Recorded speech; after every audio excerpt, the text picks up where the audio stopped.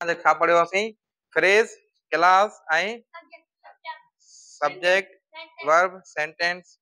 Class छाखे चइबो आहे? छाखे चइबो आहे क्लास जंहिंमें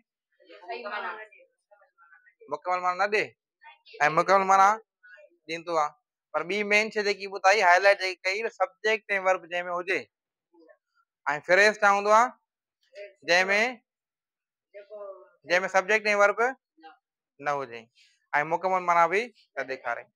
ठीकु आहे। ॿियो मेन जेको फ़र्क़ु मां ॿुधायो सब्जेक्ट ऐं वर्ब जंहिंमें हुजे। हाणे सब्जेक्ट ऐं वर्ब छा आहिनि उहे बि थोरो कवर करे वठूं। सेंटेंस पढ़ियोसीं। सेंटेंस छा हूंदो आहे? कॉम्बिनेशन ऑफ जेको आहे वर्ड्स लफ़्ज़नि जो मेड़ जेको मुकमल माना ॾेखारे लफ़्ज़नि जी माना ॾेखारे कंप्लीटली हुनखे छा चइबो आहे? सेंटेंस चइबो आहे। हाणे सेंटेंस जा टाइप्स पढ़ी आया आहियूं। असर्टिव नेगेटिव पढ़ी आया आहियूं न। सेंटेंस जी स्ट्रक्चर जुमिलो कीअं ठहंदो आहे? उन में अंदरि सब्जेक्ट हूंदो आहे, वर्ब हूंदो आहे, ऑब्जेक्ट हूंदो आहे, प्रेडिकेट हूंदो आहे। प्रेडिकेट पढ़ियो आहे न पहिरियां? जेको सब्जेक्ट खां सवाइ जेको सब्जेक्ट जे बारे में ॻाल्हाईंदो आहे उहो प्रेडिकेट हूंदो आहे। So predicate is words which tells about subject subject जे बारे में ॿुधाए उहो ॿुधायां थो। ठीक है। हाणे सब्जेक्ट छा आहे? पहिरियां सब्जेक्ट जेको सेंटेंस में जुमिले जो कंदड़ हूंदो, जेको जुमिले जो कंदड़ हूंदो सेंटेंस में उहो छा हूंदो? सब्जेक्ट हूंदो। जीअं असलम ख़त लिखे थो, असलम ख़त लिखे थो। हाणे कमु कीअं थो करे? लिखण जो कमु कीअं थो करे? असलम। त असलम छा आहे? सब्जेक्ट आहे। सब्जेक्ट खे सिंधी में छा चइबो आहे? फाइल चइबो आहे। मां लिखियो आहे फाइल। फाइल जंहिंखे कम जो कंदड़। जुमिले में जेको बि कम जो कंदड़ हूंदो उहो छा हूंदो? फाइल हूंदो। सम्झ में अची वई ॻाल्हि? उन खां पोइ ॿियो नंबर जी हाणे ही एग्जांपल आहे आख़िर में वरी तव्हांखे डिफाइन बि कयां थो। वर्ब। वर्ब छा हूंदो आहे? वर्ब जुमिले में को कमु हुजे ऐं वर्ब असांखे हालत बि छो कंदो आहे? He is boy, he is boy, is छा आहे? हालत छो करे थो। ठीकु आहे। ऐं उन खां पोइ आई हैव टू बुक्स, मूंखे ॿ बुक आहिनि। हैव छा आहे? वर्ब आहे पर हुते कमु न आहे, हालत छो? स्टेट वर्ब आहे इहो। ठीकु आहे। त वर्ब छा आहे? जेको जुमिले में कमु ॾेखारे। जीअं कम कहिड़ा हूंदा आहिनि ज़िंदगी में? लिखणु, पढ़णु, वेरी गुड, हा, घुमणु, खाइणु, पीअणु, विहणु, सुम्हणु, जाॻणु, उथणु, खेॾणु, ॻाल्हाइणु, रड़ियूं करणु, गोड़ करणु, इहे सभु कम में आहिनि। ख़ामोश थियणु इहो कमु आहे। ठीकु आहे। त इहे जेको आहे छा आहे? जुमिले में वर्ब हूंदा आहिनि। ऐं उन खां पोइ टी शइ आहे ऑब्जेक्ट। हाणे जुमिले में ज़रूरु को कमु थियो त केरु असरु न पवंदो न? पवंदो कोन पवंदो?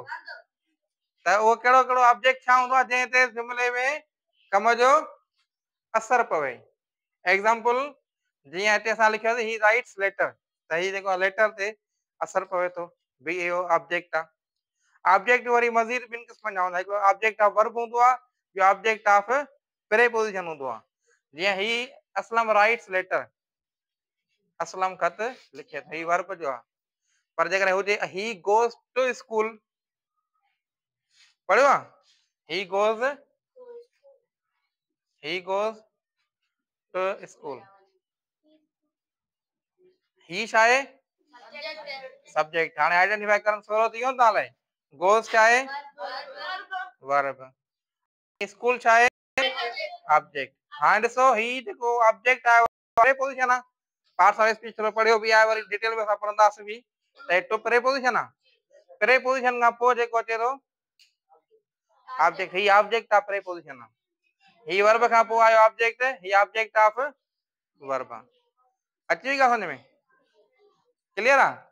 त हाणे असां हींअर जेको पढ़ियोसीं पार्ट्स ऑफ सेंटेंस, जुमिले जा हिसा, जंहिंमें सब्जेक्ट वर्ब ऐं ऑब्जेक्ट। ॿी हिकिड़ी शइ इंपॉर्टेंट ॿुधायांव त जॾहिं जुमिले में सबक़ लिखियोसीं, जुमिलो लिखियोसीं सिंधी ॿोली में, असलम ख़त लिखे थो, पहिरियां छा लिखियोसीं? फाइल। फाइल खां पोइ छा लिखियोसीं? पोइ फेल। सब्जेक्ट, ऑब्जेक्ट ऐं वर्ब। जुमिले में जुमिलो जेकॾहिं सिंधी में जुमिलो लिखबो त इहो ईअं स्ट्रक्चर लिखबी, पहिरियां सब्जेक्ट, पोइ ऑब्जेक्ट, पोइ वर्ब। पर जेकॾहिं असां अंग्रेजी में जुमिलो लिखंदासीं त पहिरियां हुन में सब्जेक्ट लिखबो, पोइ वर्ब, पोइ ऑब्जेक्ट। अचे थी ॻाल्हि सम्झ में? सफ़ा VIP। इहा स्ट्रक्चर हर ज़माने में, हर टेंस में, हर जॻह ते फॉलो थींदी। सब्जेक्ट उन खां पोइ वर्ब पोइ ऑब्जेक्ट। समझ में अचे थी ॻाल्हि? 6 वारनि खे बि अचे थी? तव्हांखे 9 वारनि खे बि तसवर? ओके आहे? ओके, समझ में अची वई फुल? इन पूरे बोर्ड में जेको कुझु लिखियल आहे क्लियर आहे तव्हांखे? ओके, नोट करे छॾियो। ऐं हाणे को क्वेश्चन हुजे तव्हां बेशक पुछी सघो था। सुभाणे वरी तव्हां खां साॻा सुवाल कंदमि। ठीकु आहे?